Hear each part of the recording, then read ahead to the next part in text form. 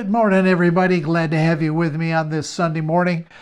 We have a lot of ground to cover today, so I want to get right into it. But before I do, let me just give a shout out to those of you that might be at the Digital Cathedral for the first time. It's always a treat to have first-time attenders, people that are with us that are just coming out of a whole lot of religion, probably, and are searching diligently for truth. We're glad to have you with us at the Digital Cathedral. All right, I want to start over in Galatians chapter 4. Some of these verses we've kind of been hitting a little bit lately, but I want to get them deeply rooted within you because of where I know the Father's taking us. And each week we're just going to push it a little bit further in this area of sonship and the maturing of sons. In Galatians chapter 4, I want to read verse 1, and then we're just going to jump down a little bit further. Let me get back one page. All right, chapter 4, verse 1. Then we're going to read verse 6, 7, and go from there. Galatians chapter 4, verse 1 says this: "Now I say that the heir, as long as he is a child," and we studied that word, it's the word napios, it means an infant, an immature one, "as long as he is a child, does not differ from a slave, though he is master of everything." So there's great potential, but he's not living in the potential that he has because of immaturity. It says in verse 6, "And because you are sons, God has sent forth the Spirit of His Son into your hearts, crying, Abba, Father. Therefore you're no longer a slave, but a son. And if a son, then an heir of God through Christ Jesus." So there is a huge difference between the child heir and the son that has been released by the Father into a full inheritance. This is a period of time, and I think this is such a right now word. This is a period of time where the children of God are moving into maturity as sons of God. We've heard a lot of teaching on sonship from a lot of different places, a lot of different perspectives, and that's all good, but we have not heard much about the maturing process or the journey of maturing that I think He is bringing us up to right now at this point. The point is this: children are not going to change the world. Children are not going to change culture. Children are not going to bring healing to the nations. It takes the sons to do that. The sons will do the healing of the nations. The sons will bring restoration. The sons will bring what all of creation is looking for, which is a return back to the original blueprint that God designed in the garden. And we're not at that point. We're a long way from that point today. We can blame it on a lot of different things, but the honest truth is the sons of God have not manifested because of a lack of maturity. So a child heir has great potential, and we're moving now into a son that has been released by the Father to live and to share the inheritance. First of all, to have the inheritance yourself, but then to begin to open the eyes of other people to the inheritance that belongs to them. So we're becoming light as Jesus is light. We aren't talking about agreeing. I want to emphasize it again. Where I'm going in this, I really am not calling it a series because I want each teaching to stand on its own. We aren't talking about agreeing with the teaching on sonship or reading a book about sonship. Knowing who we are intellectually is not going to cut it. It's not going to put in motion the release from the Father just because you have an intellectual or a theological understanding. Understand the 5 words that I gave you several weeks ago, from napios to weos, that whole process of growth. But the time has come to not just know that we are sons. The time is at hand, y'all, that we have got to begin to appear as sons. And that becomes evident by the life that we live. And I'm going to dive into that today and talk about developing the life that we live that's going to become evident to all creation. Creation, again, is looking for deliverance. Creation is looking for a restoration. The cosmos is looking for returning back to that plan that the Father had in the garden, which was total perfection. So there is a development. Are you getting my drift this morning? There is a development in moving into being a weos from a teknon. That is your choice. You can remain a nepios, you can remain a baby all of your life. And we see that in, multiple millions have never grown beyond being a baby Christian because nobody's ever talked to them about maturity. What we've talked about is behavior modification. We've talked about you got to do or don't do, but that has not matured the sons of God. By now, I hope you're established in 1 John chapter 3, verse 1. We've read this almost every week, but let me just keep moving through this and stay with me this morning because I've got a place I'm going. But I like to review some because if you weren't here last week or you heard it but you didn't hear it, it's always good to review. So here's some scripture that we're talking about that is foundational to where we're going as manifested sons of God. 1 John chapter 3, verse 1 says, "Look with wonder at the depth of the Father's marvelous love that He's lavished on us." I mean, God has just slathered love on us. And we have not understood that. We've not really accepted it. We haven't really believed that the Father loves us as much as He loves Jesus. That's what Jesus said over in John 17. He said, "Father, let them know that the love that you love me with is the same love that you love them with." There's no distinction in love that the Father has for sons. Now, there is distinction in maturity. There is distinction in growth. But we need to understand He has lavished love on us. He has called us, and He has made us His very own beloved children. Who made you a son of God?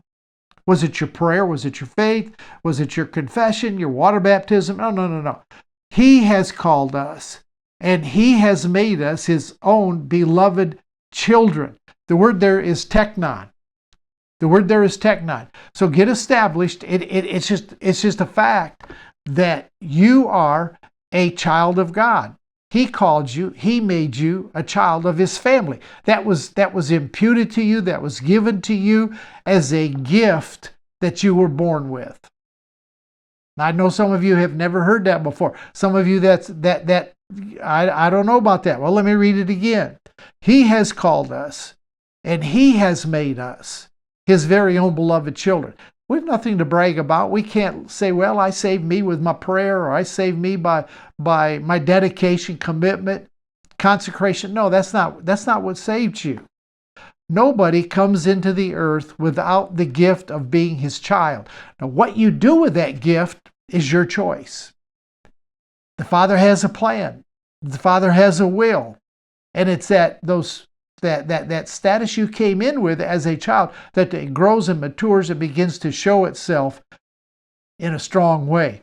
But the point is this: a gift that you were given with from before time even began was the gift of sonship. It was the gift of being a child, a son or a daughter of God. Let me put it down to you this way. 1 Peter chapter 1 and verse 23. 1 Peter chapter 1 and verse 23. For through the eternal and living Word of God you have been born again. And this seed that He planted within you can never be destroyed, but will live and grow inside of you forever. Forever. So here's what he says. There is a seed that has been planted into you. It's a seed. It's a divine seed. You have been born again, and this seed that was planted within you can never be removed. I want you to get security in that.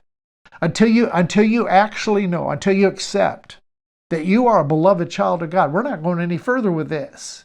You can remain a child not knowing who you are.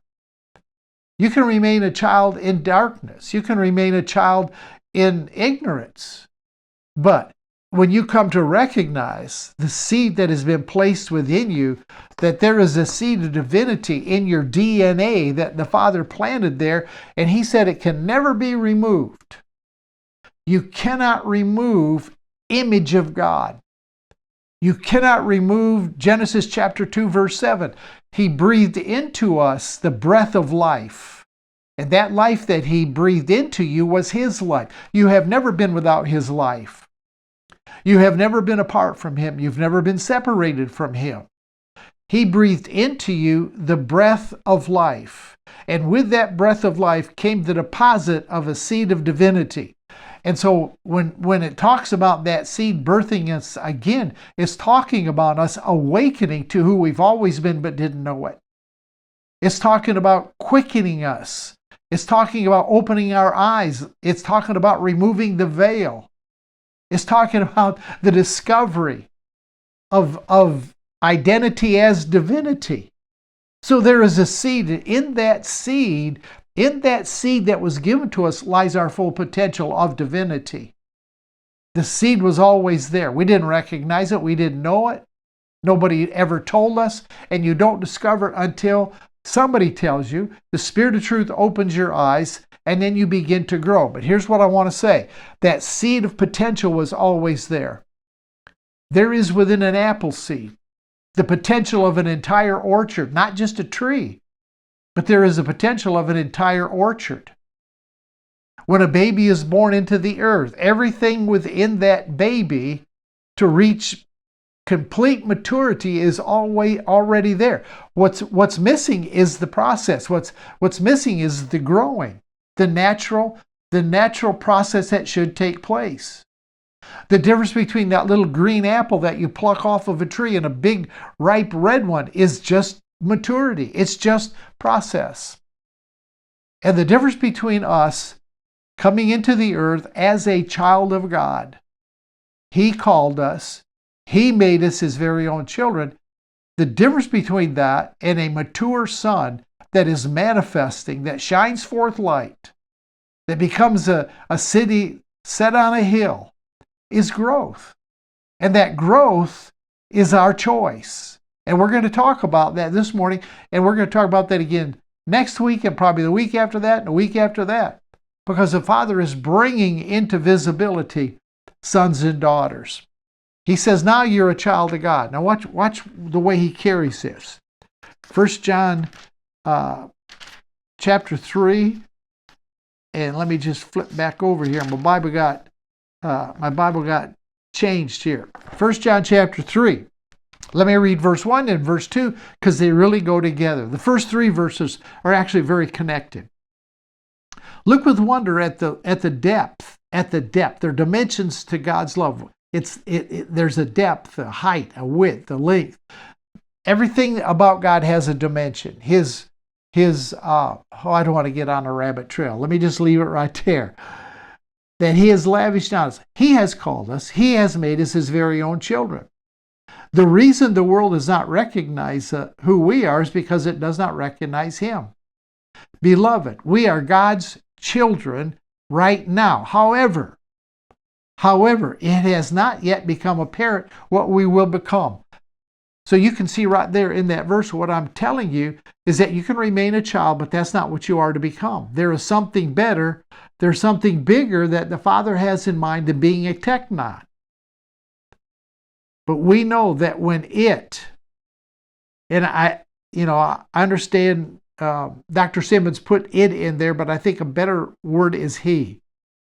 But when He is finally made visible, and he put the it in there because when it finally becomes visible what we are, but I like to put He in there. But we know that when He is finally made visible, that we will be just like Him, for we will see Him as He truly is. Here's my question. Here's the question this morning. Just a little side rabbit trail.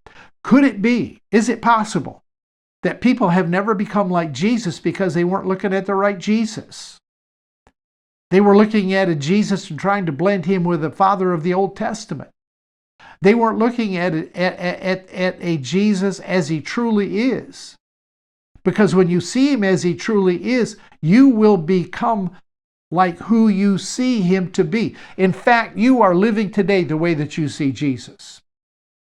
So the way that we reach the potential, the way that we reach maturity is clarity of picture of who He is.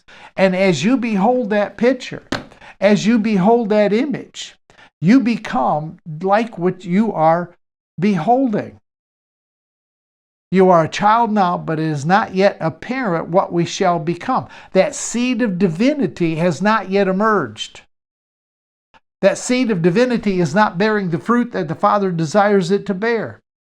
We're not yet walking on the planet the way that Jesus walked on the planet, which is the prototype Son. Let me read that second verse again for you. Beloved, we are God's children right now. However, it has not yet appeared what we shall become.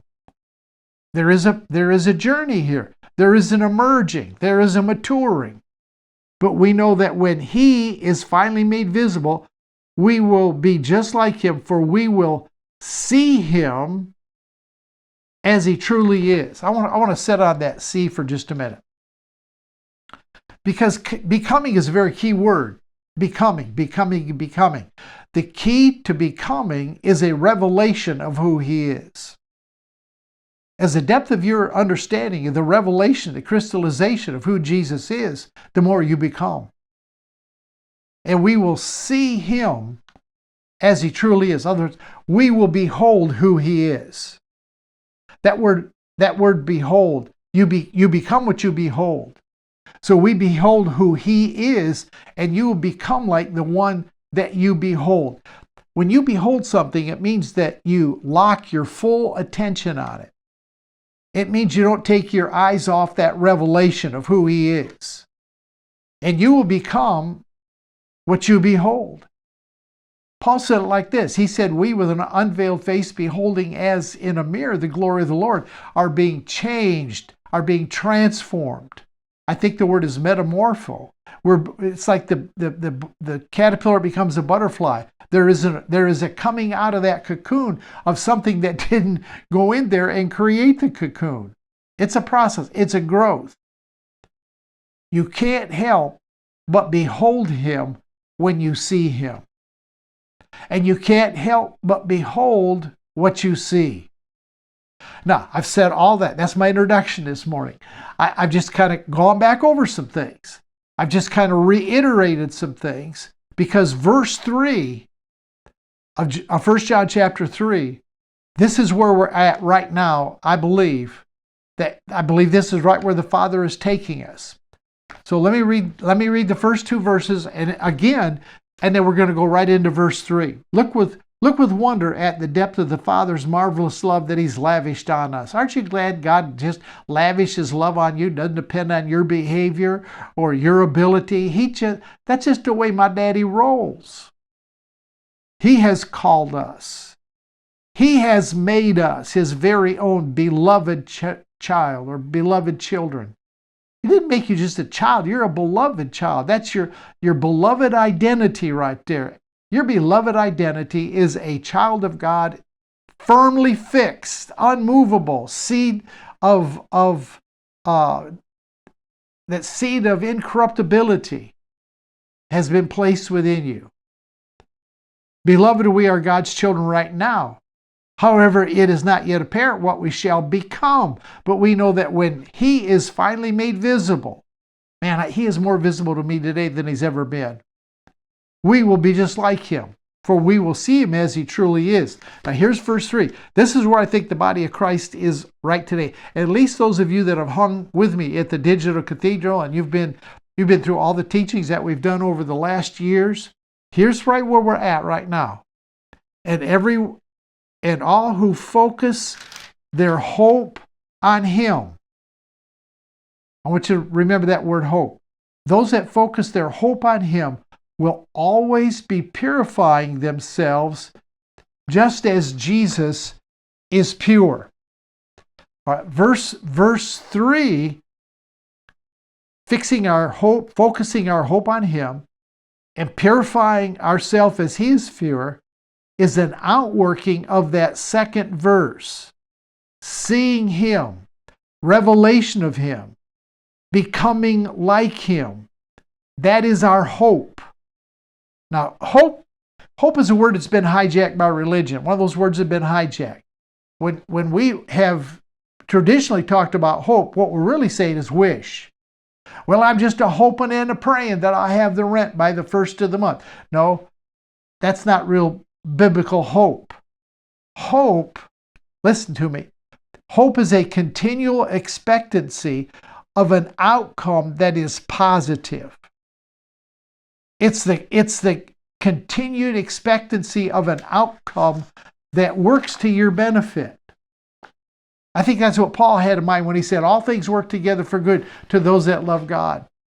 It's a constant expectation of a good outcome. And do you know how that hope is developed? Can I just take a little side trail for a minute? Because hope is such a powerful world. He said, everybody that's got this hope of becoming like the revelation of Jesus, everybody has this hope, this focus. The way that hope is built in your life of a good outcome, expecting something to bottom line be good, is as you have learned to come through adversity and you've held that expectancy. When you look back over your life, everything that you thought was working against you, was hard, was trying to disillusion you, trying to discourage you. See, what the Father was developing in you is hope, a continual expectancy of a good outcome. Now, when that happens repeatedly in your life, and you hold that constant expectancy, and you get to the other side, when you get to the end of the tunnel, you see the light, and you look back, you can see how it worked for your benefit. Now, when this happens repeatedly over your life, you know what? That hope becomes firm. It becomes fixed so that whatever you face, you can say, I know God's seeing me through this. Yea, though I walk through the valley of the shadow of death, I fear no evil. I have a constant expectancy of an outcome that will benefit me and work to my ultimate good. So the expectation, the hope that we focus on is a good outcome of verse 2. That we will get a revelation of Jesus. We will become as He is. We will become more than just a child, right? Now you rest in that purification process. We rest as He purifies us, even as He is holy. Now this is where your choice comes in. This is where your choice comes in. Submitting to the process of being pure as He is pure. Now, purity, when I used to preach on purification, what I would talk about is, okay, you got to get your behavior right. Don't sin. You need to get dedicated. You need to try harder. You need to do more. You need to pull yourself up by your spiritual bootstraps. That's not how He purifies us. How is He pure, or what constitutes His purity? Because it says that we will purify ourselves even as He is pure. The big question is, what does His purity consist of? How is He pure? Well, I'll tell you what His purification consists of. His purification is pure light, pure love, and pure light. Life, light, and love. He's pure all those three things. He's pure light, He's pure love, He's pure life. 100%. 100%. That's who He is. So to purify yourself, this is good right here. To purify yourself, we need to be free. We need to be untethered from anything that is not light, that is not life, and is not love. So as He begins to shine light in areas of our life that are darkness, when He shines the light on things that are, not like Him, then that darkness has got to go. As He pours His love into us, as He pours His life into us, you know what? That purifies us. Paul said it like this. I love these verses in Ephesians chapter 3. Ephesians chapter 3. Hey, this is some good stuff this morning. I tell you, we're on a journey here, and we ain't going to let up on it. We're not going to let up on this because we're in this baby for the long haul. This is not a sprint. So you need to be with me every week because, look, this is something we're doing together. This is where I'm at. This is where I see if there are places in my life that are not loving. It's hard to believe that I'm not loved, but there are times I'm just, I don't demonstrate that love or his life or his light. See, this is where he's purifying us, even as he is pure. Here's how Paul said it. Ephesians chapter 3, and I'm going to read verses 18, 19, and 20. Then you will be empowered to discover what every holy one experiences, the great magnitude of the astonishing love of God and love of Christ in all of its dimensions. So is that magnitude of astonishing love of Christ in all of its dimensions. There is nothing that comes from him that is not love, light, or life. You understand what I'm saying? Nothing comes from him. His judgment is a dimension of his love. Right? His anger is a dimension of his love. I heard a little story this week about a little boy who's outside playing, and his mother came out and she grabbed a hoe and she started running at that little boy with a hoe, and he wondered, what did I do wrong? How did I displease my mother? And as he covered himself, and as she got to him, she chopped the head off of a snake that was 3 feet behind the boy. See, that's a demonstration of the Father's wrath.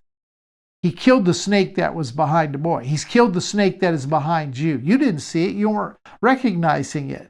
You thought he was angry at you. He wasn't angry at you. He was taking his wrath out on the thing that could destroy you and could hurt you. The lavish love of God will never harm you. The lavish love of God will never hurt you. It will never punish you. Everything that God does is bent toward restoration, reconciliation, relationship. The dimensions of God's love. Man, I could do a series on that. How deeply intimate and far-reaching is his love. How enduring and inclusive it is. Endless love, beyond measurement, that transcends our understanding. You cannot understand it. You can behold it, and you will become what you behold, and you can go down another dimension. You can explore another dimension of that love. This extravagant love pours into you. All right, we're talking about purification. Anything that is not light, life, or love, he's going to flush out of you if it's your choice, if you want to come down this way. This extravagant love pours into you until you are filled to overflowing with the fullness of God. Now, we've all heard teaching on the first part of this, he's able to do exceedingly abundantly above all that we ask or think. But there hasn't been much teaching about us being filled to overflowing with the fullness of God. Do you know why? You know why we've not heard teaching about that? Because there's not been teaching about maturity. There's not been teaching about the sons being manifested. What we've endured for the most of our life is praying the prayer and then hanging on till he either raptures us or we go home to heaven. So we've not become light as he is light. We've not become love as he is love. We have not demonstrated life as he demonstrates life. We have not come through this. But this is telling us, man, this lavish love that is poured on us is going to explore every dimension of his love. And it's going to keep pouring into us and keep pouring into us. And as light comes in, any vestige of darkness has got to go out. Hope you're still with me this morning. Hope you're understanding what I'm saying. So what you do, the purification is not, again, not your dedication, sanctification, consecration, discipline, or discipleship. It's you rest, you submit, and you behold. The greatest maturity that'll come into your life is when you behold him, when you spend time with him. As he pours into us his light, as he pours into us his love, as he pours into us his life, it will begin to overflow, and anything that is contrary to his light, his life, his love will be flushed out. It has to go. And one of the tests of that, I think, is to really believe that the Father loves you as much as he loves Jesus. You cannot be filled with the fullness of God. You cannot experience his extravagant, overflowing love until you actually realize the Father loves me. Don't spend your time on telling him how much you love him. You're loving him as an expression of how much he loves you. And the more you discover how much he loves you, the more you're going to have love for him, and the more you're going to find that you have love for other people. Love for other people. Colossians chapter 3. Colossians chapter 3 and verse 14. For love is supreme and must flow through each of these virtues. Love becomes the mark of maturity. If you want to mature from a child heir to a son that is released by the Father, it all depends on the development of love. And you don't capture that love until you behold him who is love. Jesus came to represent the one who is pure love, life, and light. And Jesus said, I am the way, I am the truth, I am the life. Jesus said, I am the light of the world. Then he turns around, looks at you, and says, you're the light of the world. More on that to come. But I just wanted you to see that love becomes the mark of true maturity. And that's not something that you can make yourself do. It's not something that you can whip up. It's not something that you can just make happen. That's not the kind of love we're talking about. We're talking about him lavishing his love on you. And as he lavishes that love on you, all of a sudden you begin to get a revelation of who he is. And you behold that revelation. You look at it. You lock your eyes on it. You focus on it, and you don't come off of it. Everything contrary to that must go. Now, this is where I want to go. Here's where I begin to get the meat this morning. There are 3 words that mark this journey of maturity that will help you to know exactly where you're at. These things are developing within you. That incorruptible seed is beginning to rise, is taking root. And as it does, you're going to notice that there are things that begin to take place in your life. There are going to be things that you desire. The word I want to cover this morning, and there's 3 of these. And then they're going to branch out. We're going to get into some good stuff in the weeks that are ahead. But let me just keep working on it this morning. Let me keep massaging this. The first word that I think we have got to come to the realization of, and I've kind of danced around it a little bit this morning, is the word union. Union. Isaiah chapter 40 verse 31 says, they that wait upon the Lord shall renew their strength. They shall mount up with wings as eagles. They shall run and not be weary. They shall walk and not faint. That word wait is a terrible, terrible translation. The word wait there is the Hebrew word quavah, Qavah. And it means, catch this, it means to bind together. It means to intertwine. It's like braiding of hair. You intertwine it so much until you got the braid, until it's all merged together. Right? It's two becoming one, so merged, so intertwined together that you cannot tell where the one stops and the other starts, and the other starts and the one stops. It's the process and the result of union. This is what union is.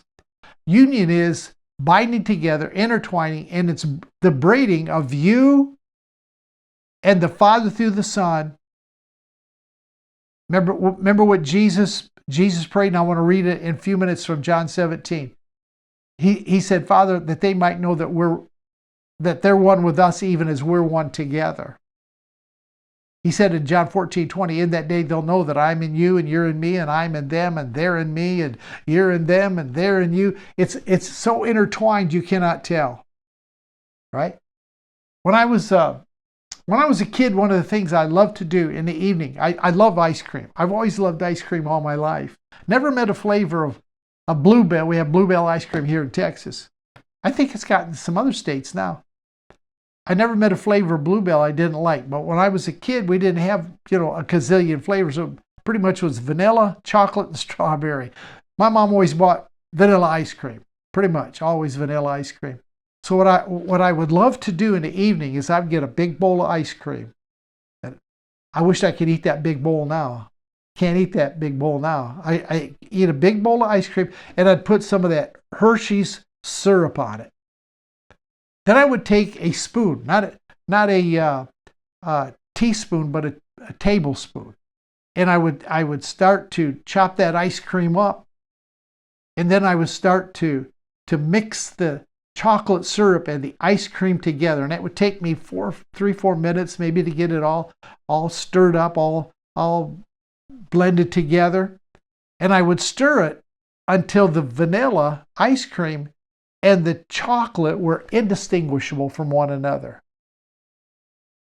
Now, were they distinctive? Was there chocolate in there? Absolutely. Was there vanilla ice cream? Absolutely. But in looking at it, it just had, it looked like a chocolate shake, because I had taken it and I had taken two different elements, the ice cream and the syrup, and I blended them so much that you couldn't tell what was chocolate and you couldn't tell what was vanilla. They were totally merged together. It's the two coming together as one. And when I stirred that ice cream, I actually made something that was new and had not existed before. That's what happens when you come into union with the Father through the Son. They invite you into that circle dance. We call it perichoresis. You know that you're in Him, He's in you. You're intertwined, you're braided together. See? And as that happens, I'm telling you something, you will be changed from glory to glory. Change begins to take place. Union is the losing of yourself in Him. It's the losing of yourself in Him. And the Spirit stirs you up so much together that you look exactly the same. And so you can proclaim like Paul proclaimed, it's no longer I'm who doing the living, it's Christ in me. He's doing the life. He's doing the living. It's Galatians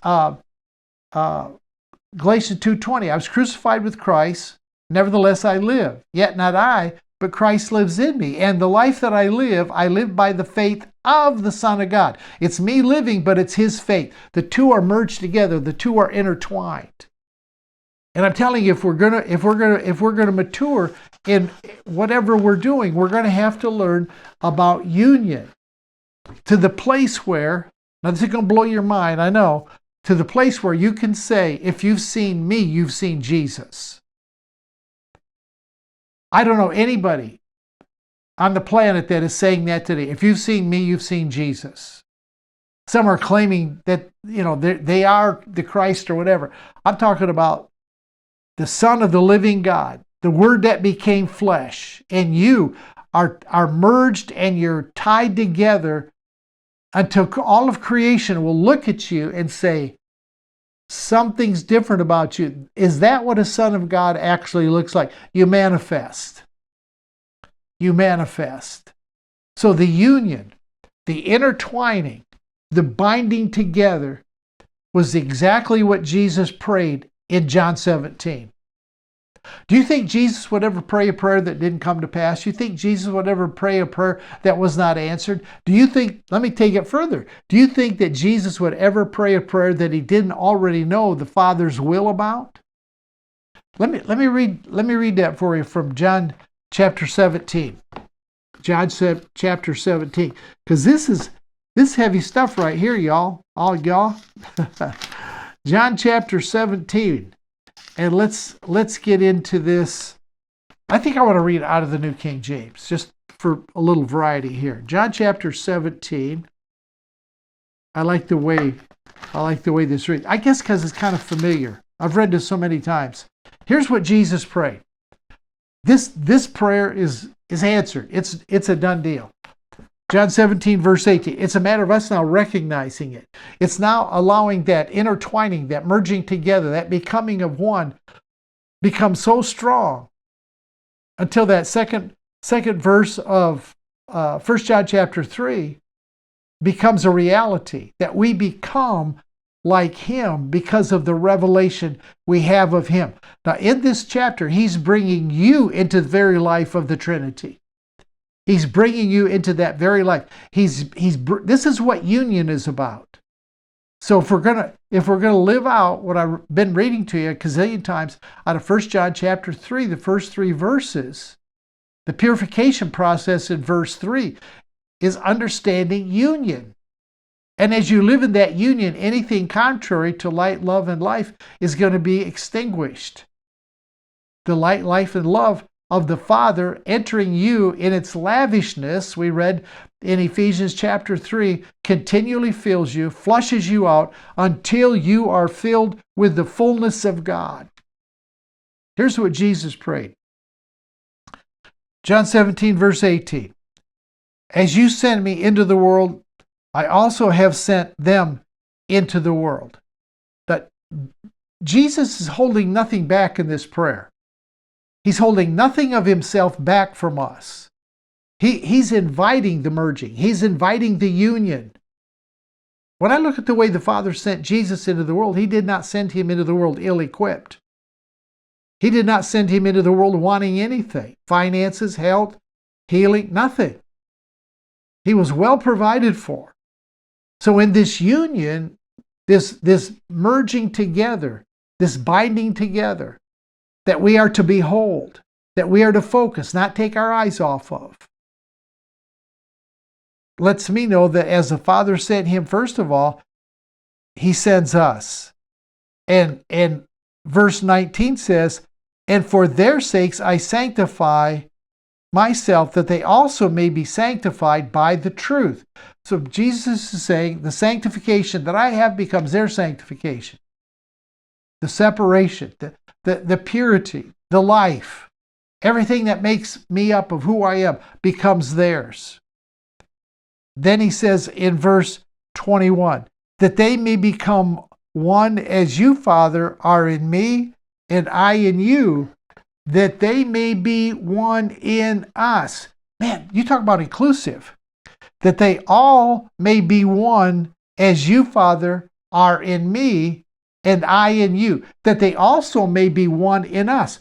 So as our unity comes together, as the union between sons grows, the body of Christ begins to be knit together. All of a sudden, we're going to find that the union that we share as the body of Christ brings us into that place of union, even as it was with the Father and the Son. All right, verse 22. And the glory which you give given me, I give them, that they may be one just as we are one. So not only do you have his life, you have his glory. That glory is the illumination of the deity within Jesus. His light shined everywhere. Wherever Jesus went. Did you ever notice he didn't spend his time fighting the devil, binding darkness, coming against, drawing bloodlines, shaking his fist? He just showed up. And when he showed up as the glorified, as the illuminate light of the Father, God himself, every darkness had to go. So when he gives you his glory, in essence, he's saying, look, you don't have to fight the darkness, just turn the light on. So when we encounter people, as we manifest as sons of God, wherever we encounter darkness, our light has got to shine. The world does not have a darkness problem. The world has a problem that the sons have not shined light like they need to shine. We've had a 10-watt light bulb when we should be a big old spotlight. Verse 23. In them, I in them, and you in me, that they may be made perfect in one, and that the world may know that you have sent me and have loved them just as you loved me. So Jesus is praying, look, when they understand that you love them like you love me, the world will recognize them. The greatest evangelistic program in the world is a demonstration of the love of the Father through us. The fullness of him on full display for everybody in creation, for all of creation to see. Let me read that again, man. That 23rd verse is so strong. I in them, and you in me. So that automatically puts us in him because he's in him. So they've just invited you into the circle. They've included, you talk about union. Jesus broke the barrier of our union with the Father, and anything that we should have in our mind that would not be in Him has got to come out. It's got to be the way that we walk and we live our life. Let me read 23 again. I in them and you in me, that they may be made perfect in one, and that the world will know that you have sent me and have loved them just as you've loved me. How is the world going to recognize us? They're going to recognize us as we mature from a teknon to a weos, living in union with the Father, understanding that Jesus gave us His life, His glory, everything that He possessed. Again, He held nothing back from us. He invites you, and this is the consciousness we have to carry. He invites us into a union consciousness, an awareness, a perception, and it is developed, it is intensified as we behold by being with. You don't take your focus off. Let me say that again. You behold by being with. He can't be out of eyesight if you're going to behold Him. It's a face-to-face loving. What kept the Father and the Son bound together was that they never were out of one another's presence. They were never out of that awareness. They were never out of consciousness. When Jesus said, I only do what I see the Father do, He had to have His eyes on the Father to see what the Father was doing. When He said, I only say what I hear the Father say, He had to have an ear that was perpetually open to what the Father was saying. They were in constant union together. John 1:1.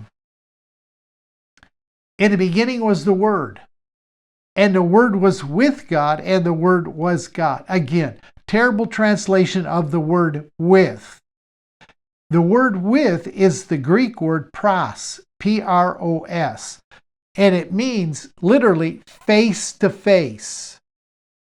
And He wasn't, in the beginning was the Word, and the Word was with God. See, that with God, you can kind of get, well, He was in the general vicinity. He was in the same room. They were together. No. They were face to face. Their eyes were locked on one another. They never stopped beholding one another. And so that union became so strong that when the Word became flesh and dwelt on the earth, and we're going to get into this probably next week, He walked the planet in full union with the Father. So that braiding, that beholding, that bonding together with the Father through the Son brings a fuller, bigger realization and finally a manifestation as the sons of God. To each one of us, Ephesians 4:7 says, to each one of us grace was given according to the measure of the gift of Christ. So however big Jesus is, however finished He finished, we have grace to that dimension. Now it's a discovery. Now it's a process of discovery. It's a process of beholding. So the bigger you see Jesus, and John said, seeing Him as He is. When we see Jesus as He is, you know what's going to flow more? Grace and love and light and life. The life, the life, and the love all are products of His grace toward us. The fullness of God, everything that we experience, comes out of grace. You cannot receive anything that grace has not already given to you. Union gets rid of independence. Union brings dependence. Jesus was totally dependent on the Father. So in this area of union, I want you to see that if we're going to manifest as sons, we got to come into this place of union that Jesus lived in. If we're going to walk like Jesus walked, we're going to do what Jesus did. We're going to do greater works than Jesus did. First step into this, in this maturity process, is coming to a full realization of the union that we have always had and now are awakening to it. I'm just going to read this, and then I'm going to close. I'm landing the plane. I'm bringing the train into the station right now. John chapter 15, just a couple pages back from where we were. This demonstrates union, I think, as well as any passage in the Bible, bringing you into union with Him to produce. I'm just going to read 5 verses. He said, I am the true vine. My Father is the vine dresser. Every branch. No, let me read this. I'm going to read this out of the Passion, because the Passion makes a great point on something I want us to be sure of. That the New King James, man, they made a wreck out of it, and it really bugs me. I want you to see this. He said, I am a true sprouting vine, and the farmer who tends the vine is my Father. He cares for the branches connected to me. He cares for them that are connected to me by lifting up and propping up the fruitless branches. Now see, if you read out of the New King James, you get the idea that He just takes these branches and tears them up and gets rid of them and burns them. But Dr. Simmons did such a great job, and this is the way the Greek would read. Those branches that are fruitless, He doesn't get rid of.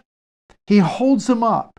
He props them up and prunes every fruitful branch to yield a greater harvest. The words that I have spoken to you have already cleansed you. You're already pure through the word which I have spoken. Purity. 1 John 3:3, you're already pure. The word that He speaks to you is going to purify you. It's going to overflow you with the love, the life, the goodness of God. All right, verse 4. So you must remain in life union with me, for I remain in life union with you. For as a branch severed from the vine will not bear fruit, so your life will be fruitless unless you live your life intimately connected to mine. That's union. This whole thing is about union in John chapter 15. Let me just read verse 5. I am the sprouting vine, and you are the branches. As you live in union with me as your source, fruitfulness will stream from within you. But when you have separated yourself from me, you're powerless. So the reason we have not demonstrated who we are and manifesting as sons is because we've not been connected to Him consciously by perception in union. All right, I think I've got to stop right there. My time is up. Actually, I'm a little over time. Thank you for being with me. Next week, I gave you the first word that's so important if we're going to mature to understand that's union. I got 2 more words that I want to dish out next week. They're not as familiar to us as union, but they're highly, highly important. So I'm going to try to get both of them out next week. Don't know that I will. We'll see. Go as far as we can.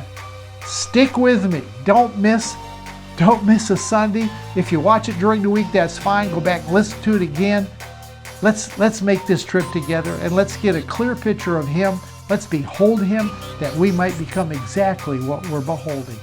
God bless. See you next time.